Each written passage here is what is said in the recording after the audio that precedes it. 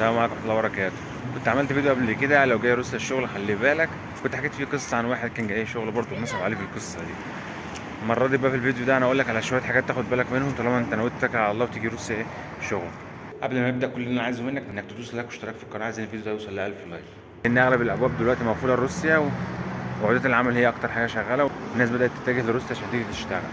لو تتكل على الله وتيجي روسيا بعد عمل والقصة دي فتاخد بالك بقى من اللي انا هقوله لك.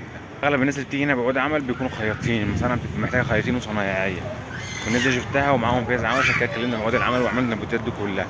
الفتره الاخيره سمعنا ان في الناس بتطلع عقودات عمل على شغل المعمار. صراحه الكلام ده انا مع بالنسبه لعقودات العمل فيها موجوده، بس الناس اللي جت من عقودات العمل دي تبع المعمار انا ما شفتهاش الصراحه، عشان ما اكذبش عليك. الناس اللي جت تبع الخياطه فانا عارف. المهم ايا يكن سواء ده او ده، اول حاجه تاخد بالك منها انك ما تقدمش مع حد غريب، ما تقدمش مع حد ما تعرفوش. يعني مش واحد عامل نزل بوست على النت يا جماعه في عقده عمل متوفر كذا كذا ومطلوب كذا، وبعد ما توصل كذا تروح تتفق معاه وتدفع له الفلوس من غير ما انت تعرفه ولا تعرف اهله في مصر ولا قعدت في مكتب ولا قعدت مع ناس ولا تعرف اي حاجه. اشتريت سمك في ميه افطر طلع من السمك ما خدش حاجه في الاخر، وده اللي بيحصل على فكره يعني. فانت اول نقطه تاخد بالك منها انك تقدم مع حد معروف او مكتب معروف في مصر. مثلا عرفت حد سافر روسيا بعقد عمل هتكلمه تقول له قدمت مع مين، يقول لك كذا وهكذا.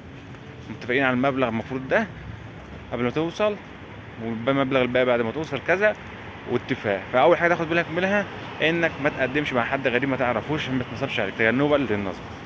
توكلنا على الله ربك كرمك وعملت عقد عمل وفايزت من السفاره وطلع على روسيا. اهم حاجه بقى يكون معاك رقم التليفون الراجل اللي مقدم لك هناك او الراجل اللي هيستقبلك هناك في المطار. ليه؟ لان حصل اي حاجه في المطار معاك رقمه هيتصلوا عليه، هيعرفوا يتفهموا الدنيا، يعرفوا ايه المطلوب تحسبا لاي ظرف. مش بنقول ان يحصل حاجه، لا تحسبا بس.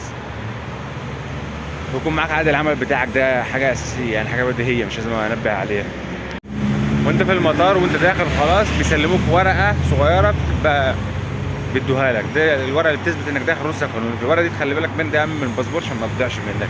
يعني ممكن لو ده طلع بدلها يعني، بس حوار. فبدل ما تخش في دنيا ومتاهه فخلي بالك من الورقه دي. لو انت جاي روسيا في الشتاء، الكلام ده ينطبق يا جماعه على الناس اللي جايه روسيا عموما، يعني مش الناس اللي جايه روسيا شغل بس. لو انت جاي في الشتاء خلي بالك، لان الجو هنا بيبقى برد برد برد فوق ما تتخيل، فتقل هدومك جامد جدا. بالنسبه بقى للسكن، ده اهم حاجه في الموضوع كله، انك تاخد بالك او تهتم بالموضوع ده، ان صاحب الشغل او الراجل اللي هيستقبلك او الراجل اللي مقدم لك يكون مأكد لك على السكن 1000 مره هتقعد فين ولا تعمل ايه. واهم من ده كله، بعد ما لقيت السكن ورحت قعدت وربنا كرمك، الاقامه، تعمل اقامه. ده اهم حاجه في الموضوع. قول لي ليه؟ اقول لك ليه. ان دلوقتي في روسيا لو خدت 2 بروتوكول في خلال سنه واحده مع السلامه هتترحل. الدنيا شد. خلي بالك من القصه دي. الاقامه لو انت ما عملتهاش في خلال اسبوع من ساعه ما جيت، بروتوكول يبقى عندك واحد فاضل لك واحد. خلي بالك من القصه دي، انا بنبهك ليه؟ لان الموضوع مش هزار يعني.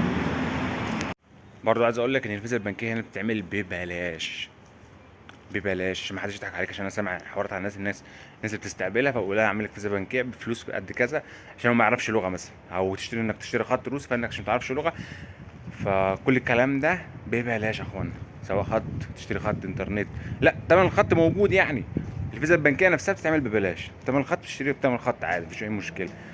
لو حد اصلك معاك ولا بتاع بقى كلمنا بقى، انا هطلب لك كارته، تطلب لك لحد عندك، توصل لك لحد عندك يعني. بس اهم حاجه عشان تعمل كارته فيزا يعني بتاعت البنك، او تعمل خط، لازم يكون معاك الاقامه. فانت اول حاجه تعملها اول ما تيجي روسيا انك تعمل اقامه.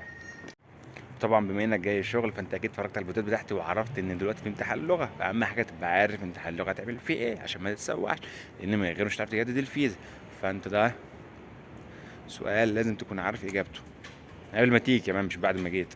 فاهم؟ وما تحاولش تكسر. الفيزا بتاعتك اللي هتاخدها بثلاث شهور. ما عرفتش تجدد الباسبور انزل مصر احسن لك.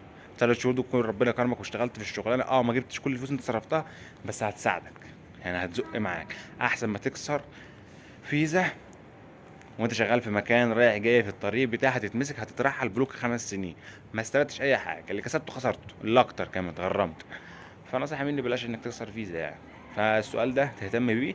قلنا واحنا قلنا في الفيديو ان هو ليه حل، فانت خلي بالك من القصه دي بس تنبيها للناس اللي جايه شغل بالذات. عايز اقول للناس اللي بتسال عن اذا كان الفيزا العمل اللي انت بتيجي بيها دي بتديك اقامه في البلد ولا لا، الكلام ده غير صحيح. الفيزا ما بتديكش اقامه في البلد.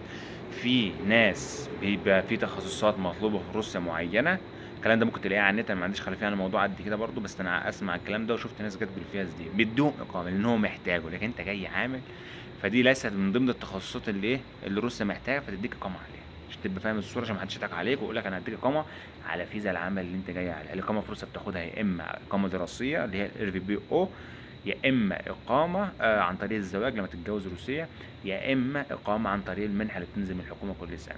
طبعا المنحه دي فرصك قليله انك تاخد فيها بس في ناس مصريين خدتها على فكره، وفي ناس عرب كتير خدت من المنحه دي اقامه، فدي الطرق المتاحه بس لاستلام الاقامه في روسيا، عشان ما حدش يضحك عليك وايه يوكلك الهوا بس. وبرضه يستحسن يكون معاك فلوس مدة يعني تكفيك مدة شهر نقول مثلا، عشان تحسبها لأي ظروف، حصل أي حاجة يعني معاك حاجات تسند عليها. ربك كرم وخلصت القصة دي كلها، قبضت مرتبك بقى، عايز تحاول تخلي بالك في تحويل الفلوس بالذات، لأن في بيحصل في نصب. تحاول شغال عن طريق فودافون كاش، والناس اللي شغالة فيها معروفة يعني، أو تلاقي ناس هنا قديمة بتشتغل في القصة دي، أو تلاقي طلبة تحول معاها، فما تخلي بالك من النقطة دي عشان فيها نصب برضه كتير. بس ده كل المعلومات اللي كنت عايزك تاخد بالك منها، وربنا يوفقنا ويوفقكم وتيجوا على خير، الناس اللي لسه ما جاتش والناس اللي شغالة ربنا يوفقها ويكرمها. السلام عليكم.